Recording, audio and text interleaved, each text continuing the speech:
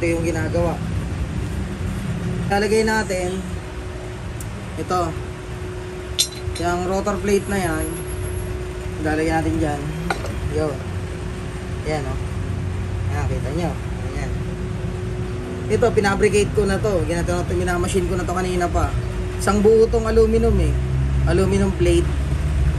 Yan na siya.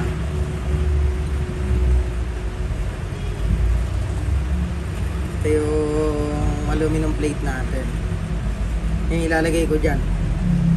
Ngayon, re-reboring ko pa yan. Rebore, tas repace. Lalagyan ko pa ng shoulder para sa upuan ng rotor, para walang galaw. Tapos tsaka natin ipe-press dyan yan. Pag press nyan dyan, bobolta natin uli ng 4, tapos bobolta natin ng 5. Ganda. Yeah. Ito, pang sniper talaga to. Yung 5 hole, pang harapan. Lalagay ko sa likod ng sniper. Sniper 135. Yan, sniper 135 to. Ilalagay natin. Ito, fabricate lang natin to. Nagawa lang natin. Ayan, medyo costly, medyo mahal, pero maganda naman kalalabasan ito. Sa magpapagawa po ng ganito, tawag tayo, pa-schedule muna tayo para sa mga conversion. Dito. Yan. Magandang hapon. Ito yung ginagawa nating conversion, disc brake, yan. Ayan. Sniper 135. Conversion disc brake.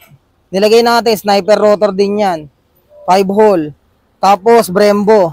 Brembo, 2-pot, caliper. Tapos, ito sa master natin, Racing Boy. Yan. Ayan o. Check natin ha. Ikot. Brake. Ikot. Brake. Freewheeling.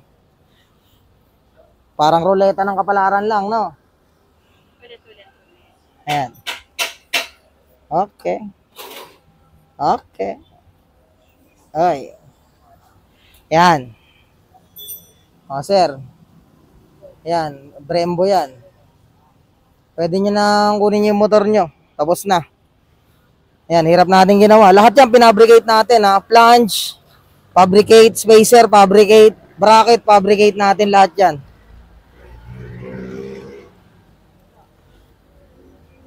Yan. Tsaka yung floating. Ganda. Ay, sorry.